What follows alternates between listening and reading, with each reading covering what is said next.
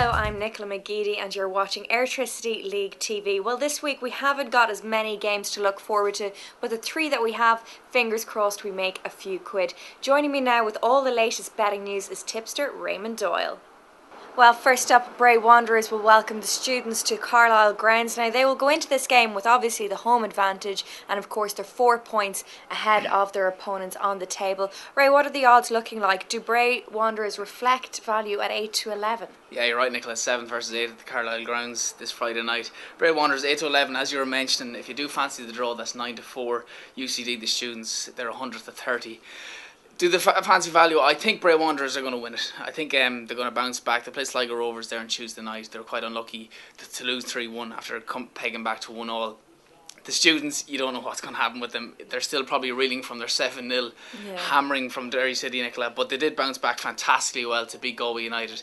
It's a tough one for me, this one, 7 versus 8, very close in the table. As I said, only 4 points between them. I'm going to go for Bray Wanderers, but I think 8 to 11 is a bit short for me. I'm going to go for the handicap betting in this one, Nicola. So Bray Wanderers -1, and they're 11 to 5, and that's to start off the betting this week. Okay, and do you think it's going to be a high-scoring game, considering the fact that Bray Wanderers are amongst the goals as of late? You're right, Nicola. They are starting to hit the back of the onion bag, as they were saying, and UCD's defence, up at the Brandywell was quite shambolic to be conceding 7 goals. So as I mentioned, because I'm going for the -1, the handicap bet, and I'm expecting a few goals in this one, so hopefully we're not disappointed. Okay, well, we're off to Drogheda now next, where they're going to have the daunting task of trying to overcome Sligo Rovers. Yeah. Although it has to be said, Sligo Rovers have been inconsistent as of late, but just recently they've started to creep back into form.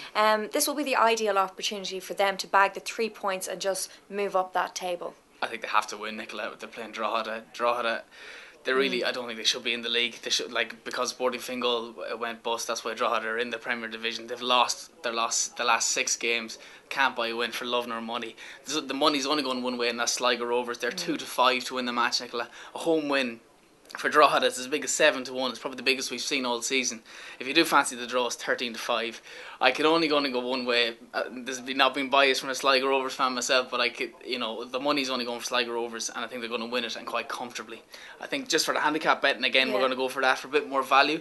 So Sligo Rovers -2. They're 3 to 1.